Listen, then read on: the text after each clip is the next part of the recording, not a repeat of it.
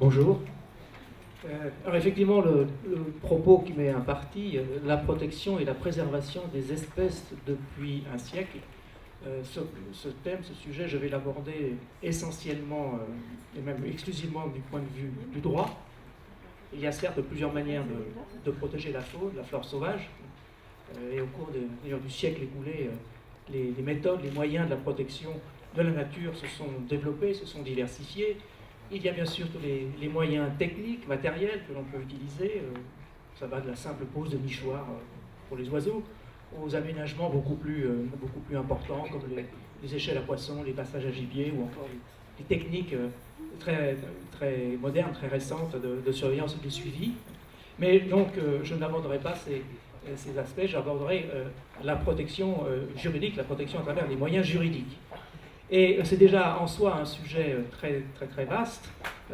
On m'a imparti donc un temps de parole de l'ordre de 15 minutes, donc je vais essayer de respecter ce quart d'heure d'intervention en faisant des choix, puisque la matière est vaste. Et donc il va s'agir ici de quelques aspects qui m'ont paru importants, prioritaires, ou se dégageant du mouvement général d'évolution du droit et de la société, dont il a déjà été question ce matin, et qui nous ouvre vers des perspectives nouvelles.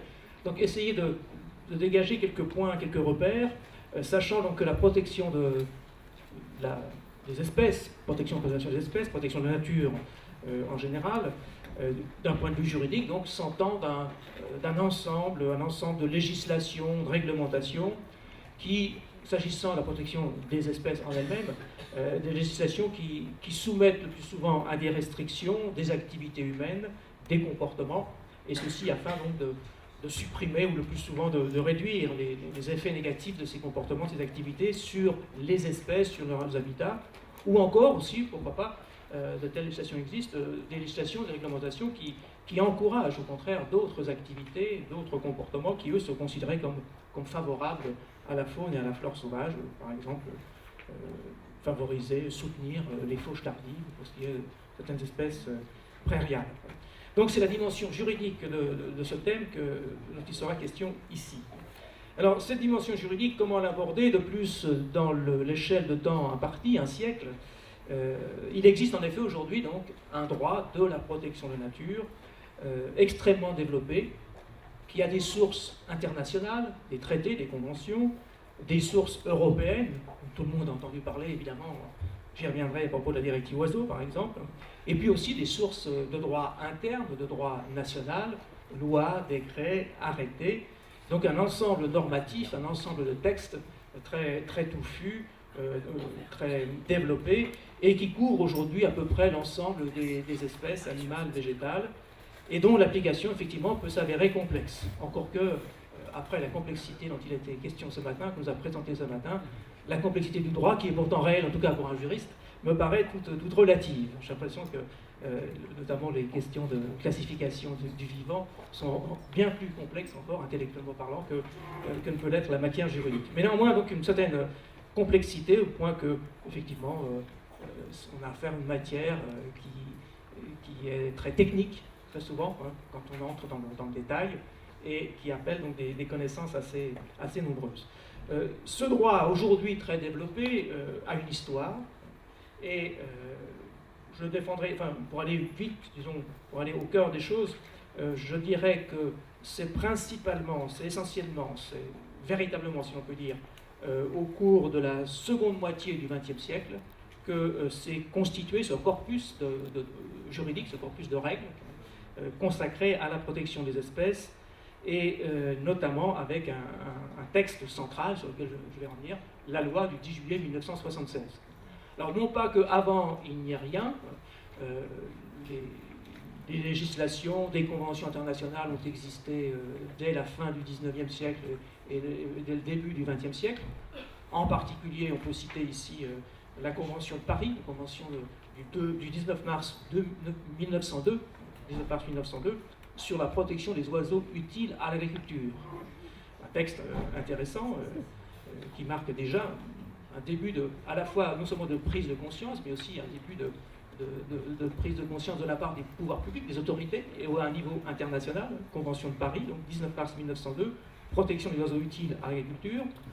Je rapprocherai aussi peut-être de cette date une autre date, 1912, la création de la Ligue de protection des oiseaux, qui est quand même aujourd'hui une des associations nationales particulièrement actives dans le domaine de la protection des espèces. Donc des événements bien sûr importants, qui précèdent de beaucoup même la seconde moitié du XXe siècle, mais je considérerais donc ici que c'est véritablement à compter des années 1960 qu'un mouvement protectionniste prend son essor, et à la fois dans l'opinion publique, avec la formation d'associations, et également aussi au sein des pouvoirs publics, puisque bientôt les pouvoirs publics vont répondre eux-mêmes à ce mouvement. Et donc l'expression la plus forte de ce mouvement que je situe dans la seconde moitié du XXe siècle, donc c'est cette loi que tout le monde connaît ici, je pense, peut-être pas dans le détail, mais en tout cas dans son objet, la loi du 10 juillet 1976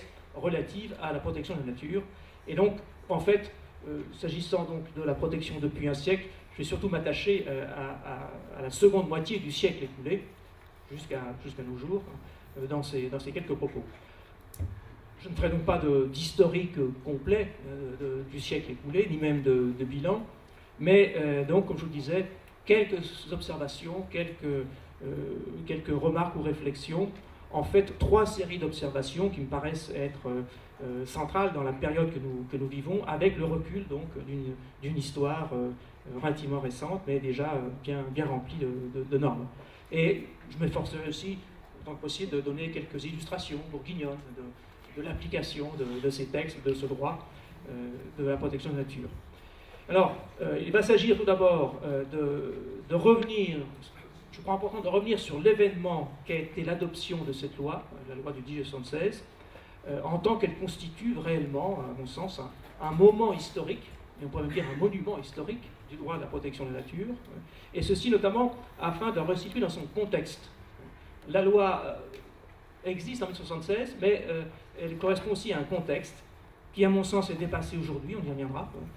Et ensuite, donc, ayant resitué cette loi et l'ayant remise dans son contexte, je voudrais aussi constater, et certains l'ont déjà fait ce matin, que depuis cette loi de 1976, la protection des espèces a considérablement progressé et connaît aujourd'hui donc un niveau jamais atteint auparavant, mais qu'en même temps, tout en ayant beaucoup progressé, la protection des espèces se heurte toujours à des résistances, à des mises en cause de ses méthodes, de son bien fondé, et parfois même de sa possibilité. Donc j'évoquerai aussi ces aspects qui me paraissent importants, les conflits, les contestations, les oppositions auxquelles peut encore aujourd'hui faire face la protection des espèces. Et puis donc pour terminer, dans un troisième point, j'essaierai de m'interroger sur ce qui à mes yeux représente les enjeux de la protection des espèces qui me paraissent déterminer son avenir, notamment dans la perspective des législations nouvelles que nous annonce, telles que la loi sur la biodiversité dont il était question ce matin. J'ajoute encore un dernier élément pour donner un cadre à ce propos. Ces quelques mots donc, que je vais vous prononcer sont sélectifs, forcément concis, et puis de plus, ils ont une autre orientation. Ils sont inspirés d'un vécu associatif. Donc c'est une parole associative que je voudrais ici prononcer.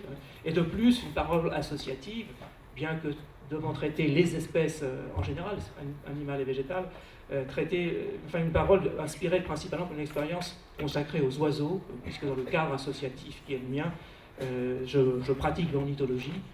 Et donc c'est aussi, les oiseaux sont pour moi un petit peu la porte d'entrée privilégiée dans cette question très générale de la protection des espèces et de la protection de la nature en général.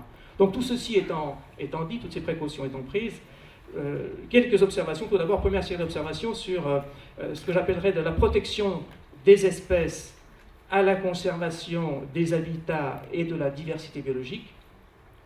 Autrement dit, un demi-siècle de protection de la nature. Alors, deux points dans cette première partie, si vous voulez. Premièrement, tout d'abord, rappeler que la loi du 10 juillet 1976 relative à la protection de la nature s'inscrit dans une décennie importante pour la protection de la nature, puisque soit la précédant, soit lui succédant quasi immédiatement, d'autres textes, qui sont également des textes fondateurs de ce droit, sont intervenus. Alors parmi les textes qui précèdent la loi de 76, et qui de cette manière l'annoncent, en tout cas qui posent déjà un cadre historique, je voudrais rappeler ici, à Dijon, le décret du 2 février 1971, qui est tout simplement, mais c'est essentiel, le décret qui crée le premier ministère de l'Environnement. Les années 70, c'est l'apparition dans les structures gouvernementales d'un nouveau ministère, tout à fait inédit jusque-là, ministère de l'Environnement, décret du 2 février 1971. Et bon, évidemment, à Dijon, c'est une date qui compte, puisque le premier titulaire, nous savons tous, de ce ministère sera donc M. Poujade, député maire, je crois, de Dijon. Donc c'est une date quand même fondamentale qui marque bien qu'un tournant est pris au début des années 70, et donc au plus haut niveau de l'État, au plus haut niveau des pouvoirs publics, un ministère dédié à l'environnement et donc à la protection de la nature. Deuxième date qui me paraît également importante, bien que sa portée soit évidemment d'une autre nature, mais elle surtout peut-être une importance symbolique, en tout cas pour celui qui était protecteur de la nature dans ces années-là. Je voudrais rappeler un arrêté du 24 janvier 1972. Et alors quel est son objet? Eh bien c'est l'arrêté qui prononce une protection intégrale et définitive, du moins espérons-le, des rapaces. À savoir que les rapaces n'étaient pas encore totalement protégés. Et ce qui est intéressant également, c'est de voir que cette protection, elle est prononcée en 1972 et elle est prononcée en retirant les rapaces de la liste des espèces chassables. Donc à l'époque, pour protéger une espèce, il fallait la retirer des espèces chassables, la soustraire à la chasse. Donc, arrêté du 24 janvier 1972, protection des rapaces intégrale de toutes les espèces, diurnes, nocturnes. Et dans ces années-là, encore une fois, c'est une date assez symbolique parce que ça a été vraiment, là aussi, à cette époque, un mouvement, une bataille pour obtenir cette protection, donc enfin acquise à cette époque. Donc intervient la loi de 1976, et puis après elle, tout de suite après elle, qui marque également donc, cette décennie 70, d'autres textes, mais cette fois-ci à un niveau supérieur, au niveau européen ou international, la directive Oiseaux, directive du 2 avril 1979, la célèbre directive Oiseaux, que l'Adréal connaît bien, avec d'autres directives, mais celle-ci en particulier. Et puis donc c'est 2 avril 1979, et puis la même année, 2 conventions internationales, alors moins connues parce que peut-être moins mobilisables, notamment devant les tribunaux, pas autant que la directive Oiseaux, mais également très importante. La convention du 23 juin 1979, signée à Bonn en Allemagne, donc 23 juin 1979, convention de Bonn, sur la conservation des espèces migratrices appartenant à la faune sauvage.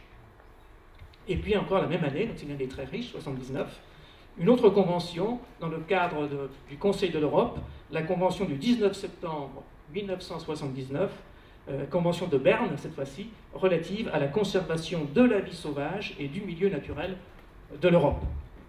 Donc voilà une décennie qui est quand même très fournie et très riche en textes protecteurs de la nature, notamment des espèces. Alors au milieu donc, de cette décennie, la loi 76, 10 juillet 76, alors je passe vite parce que vous la connaissez, puis ce matin donc, les principaux rappels ont été faits, simplement je rappelle qu'elle élève la protection de la nature au rang d'intérêt général, et ce n'est pas qu'une formule déclaratoire, ça a des conséquences juridiques, politiques, le fait de dire que telle activité est d'intérêt général, donc elle est mise à égalité avec d'autres activités, et puis surtout, donc, elle crée divers régimes de protection, entre des régimes de protection directe des espèces, on verra donc ce régime, fameuse espèce dite protégée en application de 76, et puis aussi des régimes indirects des espèces par la protection des milieux naturels et réserves naturelles, protection des biotopes.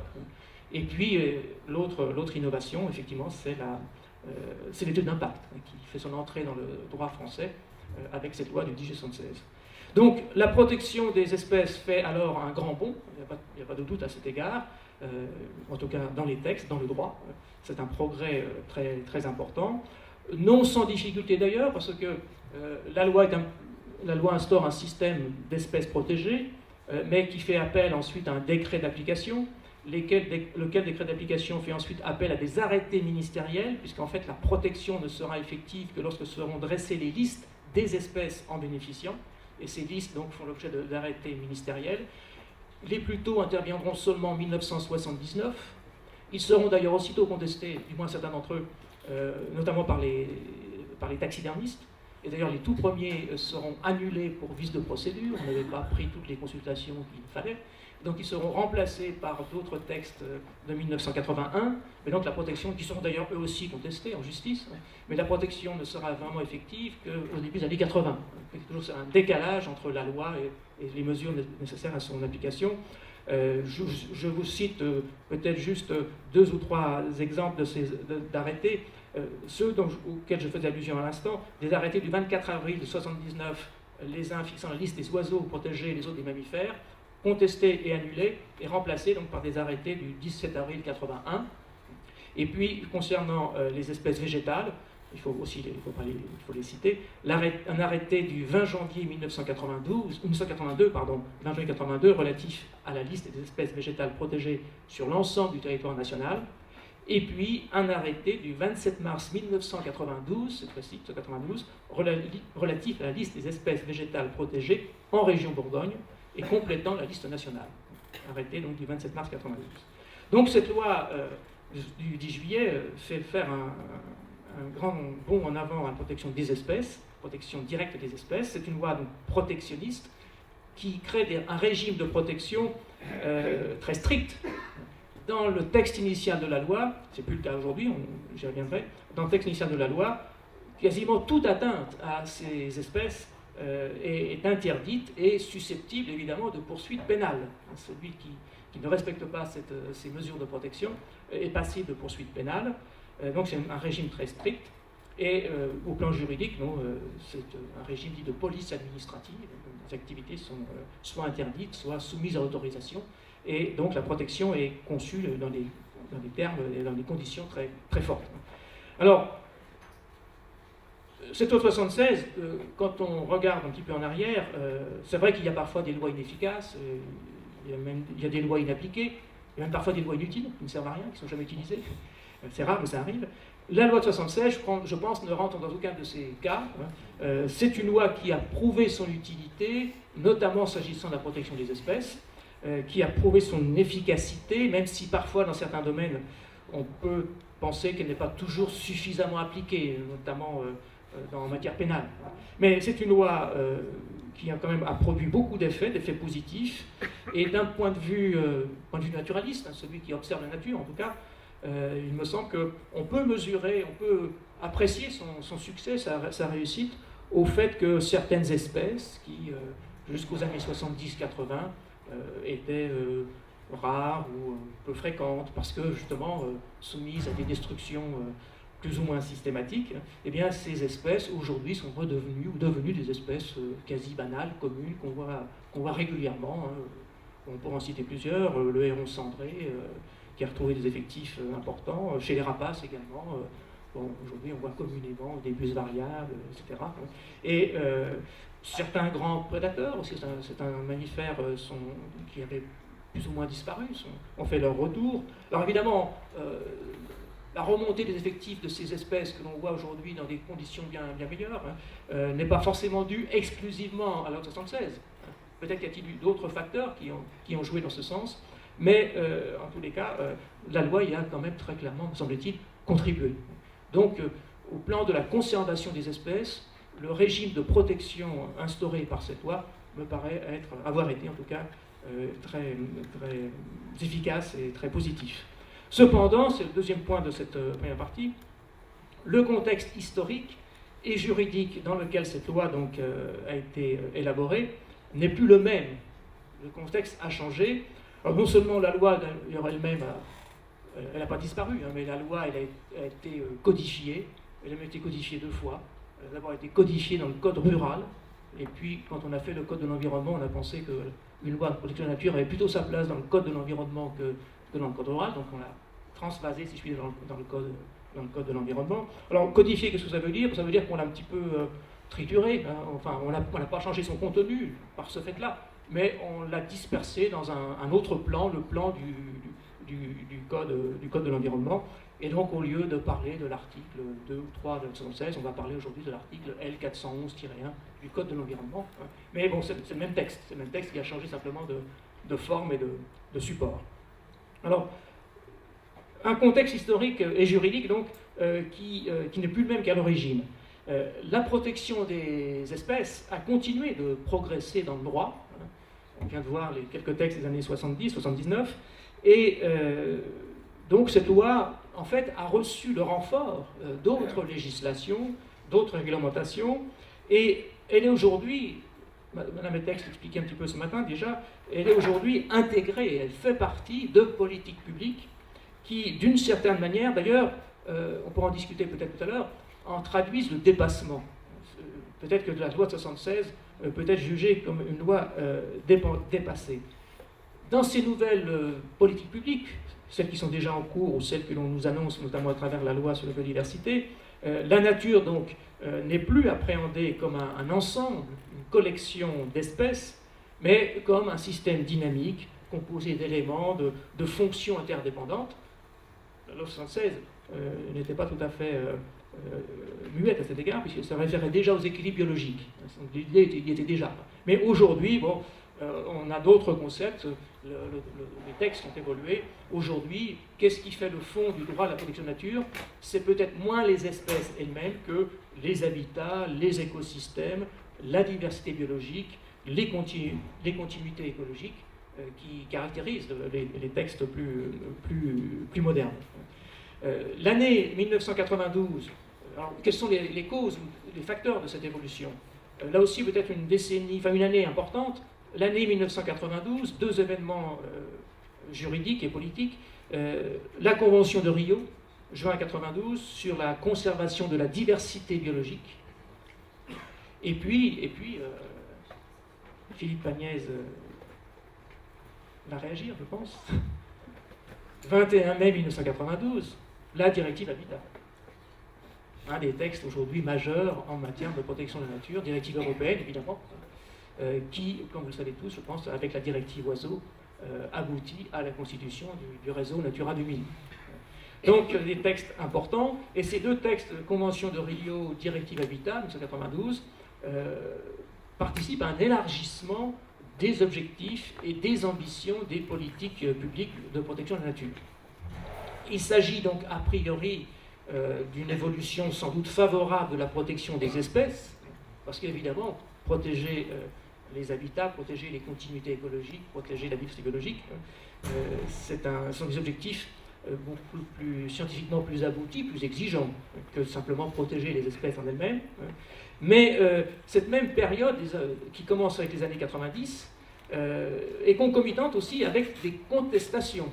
Ces nouvelles législations, notamment le dernier habitat, soulèvent des contestations, soulèvent des oppositions persistantes, renaissantes, et de plus, autre phénomène qui est concomitant à cette évolution du droit, une évolution a priori positive, est également concomitante avec un phénomène qui me paraît, pour ma part, préoccupant aujourd'hui.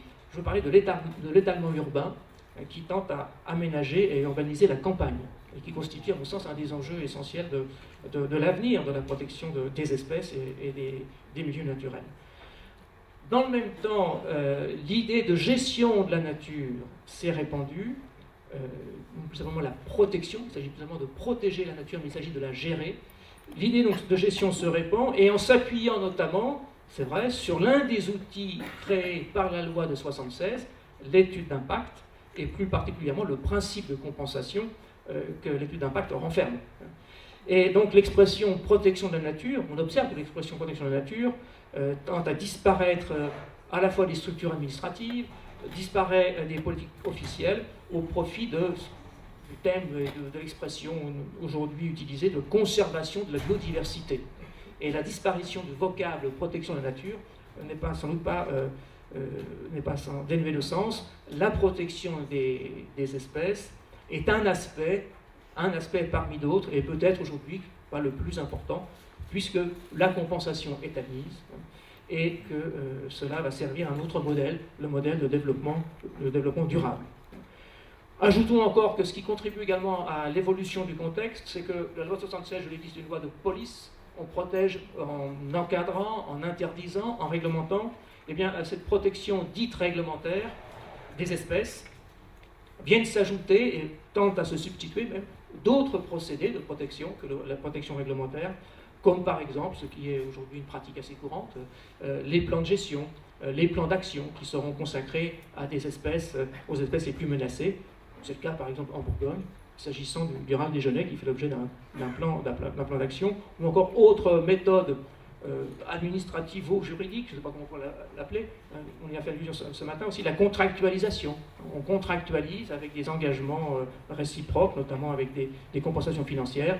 Et donc, toutes ces nouvelles techniques, contractualisation, plan de gestion, plan d'action, tendent à supplanter, à se substituer peut-être même aux règles, à la protection dite réglementaire. De sorte que le sens des transformations et des évolutions au cours du demi-siècle écoulé n'est pas aisé à saisir. Quand on se demande où va la protection de la nature, on peut s'interroger comment expliquer que le droit de la protection de la nature se développe, et n'est-ce pas parce que la nature est de plus en plus menacée? Est-ce qu'il se développe parce qu'elle est, bien sûr, elle est plus protégée, mais si on éprouve le besoin de la protéger de plus en plus, c'est peut-être parce qu'elle est, elle est de plus en plus menacée. Donc la progression du droit est peut-être un indicateur d'une situation qui se dégrade en réalité. Et ce droit, est-ce qu'il ne se développe pas donc au rythme et en proportion des atteintes portées à la nature? Et pour le militant associatif, disons, imprégné des années 70, que je suis, la période actuelle est assez paradoxale.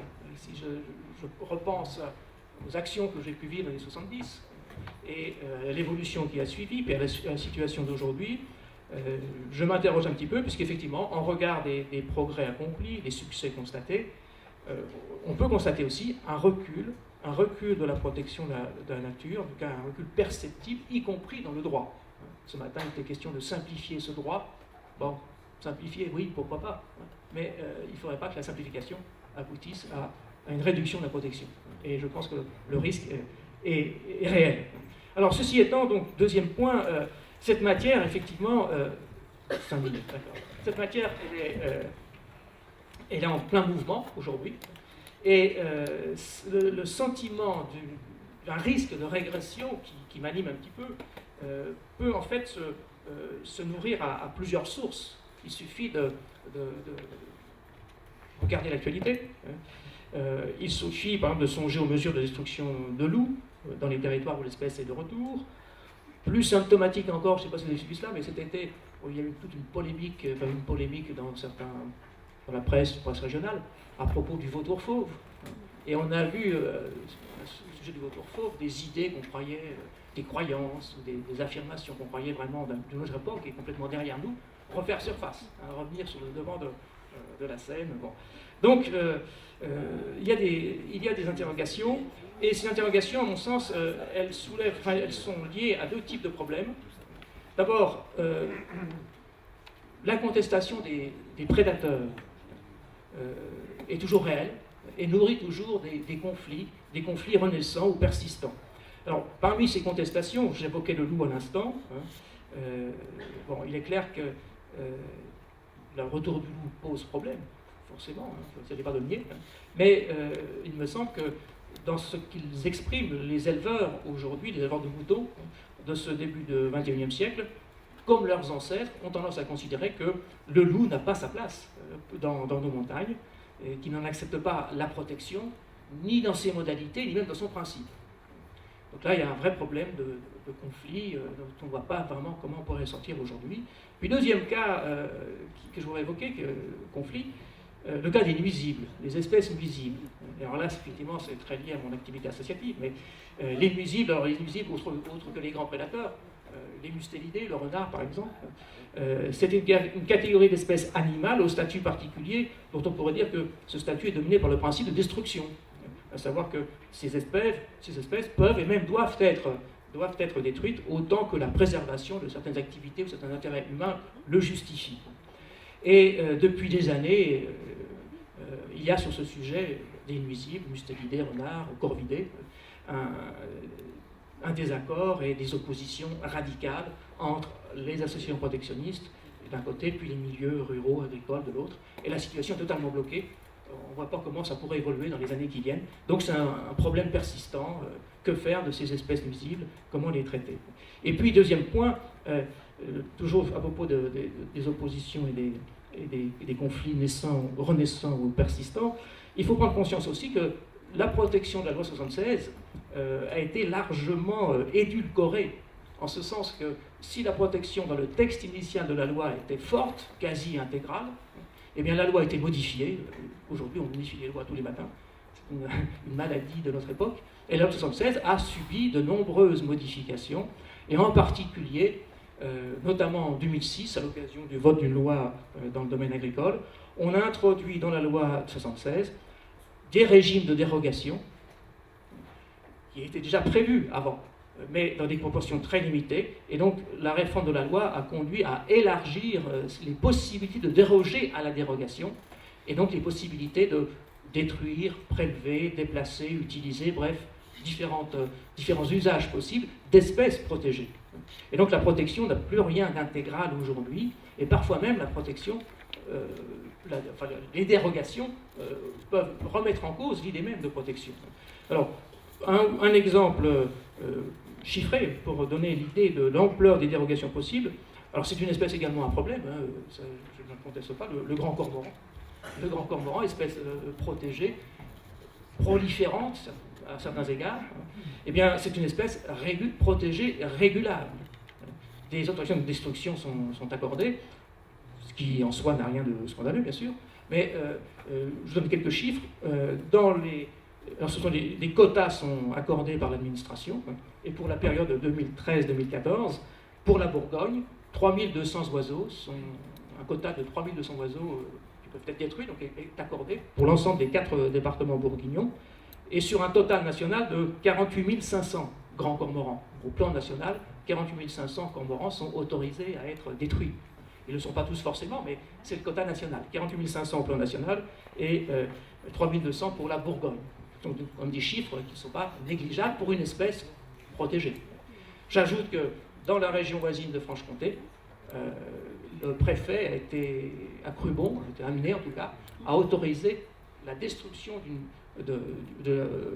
conidification du grand cormoran, espèce protégée, et sur des étangs, les étangs de la Bresse jurassienne, par ailleurs inscrits au réseau Natura 2000 et faisant l'objet d'un arrêté de biotope. Donc on voit que la protection de l'espèce et des milieux laisse quand même place à des mesures de destruction, à des mesures de régulation. Alors on peut en discuter, est-ce que c'est la régulation, c'est la destruction? En tout cas, cette faune protégée n'est pas moins bien protégée, la protection n'est pas aussi forte qu'elle l'a été. J'aurais pu donner d'autres exemples, que connaît bien également Philippe Agnès, le contournement de Roquet de Mâcon, qui entraîne aussi la destruction autorisée, par dérogation, d'espèces animales et végétales et de leurs habitats, le râle de genêt, etc. Bon, ça c'est donc les limites actuelles de la protection. Et encore une fois, il me semble que les textes aujourd'hui mettent moins l'accent sur la protection des espèces que sur la protection des habitats et demain des continuités écologiques. Alors, est-ce que c'est plus satisfaisant? Moi, je suis un petit peu dubitatif sur le sujet. Puis enfin, je termine par deux remarques sur mon troisième point. Ce point de vue très rapide, même s'il est trop long, sur un siècle, ou quasiment donc un demi-siècle, m'amène à considérer qu'aujourd'hui, la protection des espèces est appelée à évoluer, c'est clair, on nous l'a dit ce matin, dans des proportions, à mon avis, encore difficiles à évaluer. On en saura plus quand on aura en main le projet de loi biodiversité. Mais son avenir, forcément, va s'inscrire dans cette nouvelle législation qui est en préparation. Et moi, je me sens que cela pose quand même problème, en tout cas soulève 2 enjeux. Un enjeu qui est lié à la connaissance et un enjeu qui est lié, à mon avis, à ce qu'évoquait ce matin Patrice Nguyen, les justifications. Pourquoi? Le fondement. Pourquoi protéger les espèces? Alors, sur l'enjeu de la connaissance, on s'achemine donc vers une gestion de plus en plus élaborée de la nature, avec des instruments techniques, juridiques de plus en plus complexes. Et cette gestion de la nature de plus en plus complexe elle-même pose l'enjeu de la connaissance. Elle n'a de sens et elle ne pourra être efficace que s'il s'appuie sur des connaissances elles-mêmes suffisantes, des connaissances actualisées, des connaissances diffusées, des connaissances bien utilisées, y compris par les services de l'État. Il faut que l'État ait les moyens de diffuser cette connaissance. 2 remarques à ce propos. Dans ces instruments, il y a des instruments de connaissance. Un que l'on met parfois de côté parce qu'il n'a pas de portée, dit-on, réglementaire. Je veux parler des ZNIEF, les zones naturelles d'intérêt écologique, faunistique et floristique. C'est vrai que c'est un simple inventaire des ressources, des richesses, mais je pense que les ZNIEF, bien utilisées, peuvent avoir un rôle important. Elles ne suffiront pas elles seules, mais elles peuvent avoir un rôle important, notamment pour tenter de freiner le phénomène de l'étalement urbain. Et je pense en particulier les ZNIEF bien utilisés dans le porté à connaissance que l'État doit faire à l'égard des collectivités locales quand elles préparent leurs documents d'urbanisme. Je pense qu'il y a là un réel enjeu de l'utilisation, la meilleure utilisation optimale possible de ces ZNIEF, et en lien avec ces connaissances, les instances dédiées aux connaissances, et en particulier au plan régional. Je pense à une instance qui, à mon sens, jusqu'ici, n'a pas été suffisamment utilisée, le Conseil scientifique régional du patrimoine naturel. Moi, je crois beaucoup dans ce genre d'instance, à condition évidemment que les pouvoirs publics, le CSRPN est à la fois sous l'autorité, si je puis dire en tout cas, liée au Conseil régional et à l'État, à condition que les pouvoirs publics lui donnent les moyens matériels, humains, d'un fonctionnement à la hauteur de ses missions. Je pense qu'il y a là un réel enjeu dans les années qui viennent, le fonctionnement correct d'instances du type du CSRPN. Et puis dernier enjeu, donc le pourquoi, le comment fonder, sur quoi fonder la protection de la nature, sur quoi fonder la protection des espèces dans les années qui viennent. Alors, la science a été jusqu'à présent le fondement peut-être premier, voire principal, et notamment à travers l'argument type de l'espèce en voie de disparition. Pourquoi protéger une espèce? Parce que la science nous dit qu'elle est menacée. Alors l'espèce est menacée, ou son milieu est menacé, son habitat est menacé. Donc la science est vraiment le motif, le fondement, la raison principale. C'est inscrit d'ailleurs dans la loi de 1976, des espèces qui présentent un intérêt scientifique remarquable, qui méritent d'être protégées. Or, il me semble que cet argumentaire, fondé exclusivement sur des critères scientifiques, sur des éléments scientifiques, n'est pas suffisant, qui ne peut pas à lui seul résister à certains intérêts économiques, sociaux. Et si bien sûr la science doit rester un des fondements nécessaires de la protection de la nature, elle ne peut pas suffire à elle seule. Alors, quelles doivent être les autres raisons de protéger la nature? Ce matin, on a évoqué les services écosystémiques. J'y vois le retour de l'idée d'utilitarisme. Patrick, je vais faire voter. Et je termine. Je vais faire voter un décret, mais censure. Je termine. Une motion de censure. Celle-là, on ne les respecte pas. Dernière remarque, donc, à mon sens, je verrais plutôt comme fondement possible, pas seulement la science, certains proposent la morale éthique, morale écologique. Moi, j'invoquerais plutôt la sensibilité.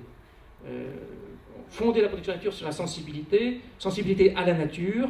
Alors, une sensibilité qui ne serait pas assimilée à de simples pratiques, mais une sensibilité qui serait comme le résultat d'une éducation, la sensibilité comme réceptivité émotionnelle, esthétique, ce qui suppose que la nature soit enseignée dans sa complexité, dans sa beauté, dans sa fragilité, c'est-à-dire que la nature, en fait, soit une école de la sensibilité de chacun, en tout cas de la sensibilité du plus grand nombre.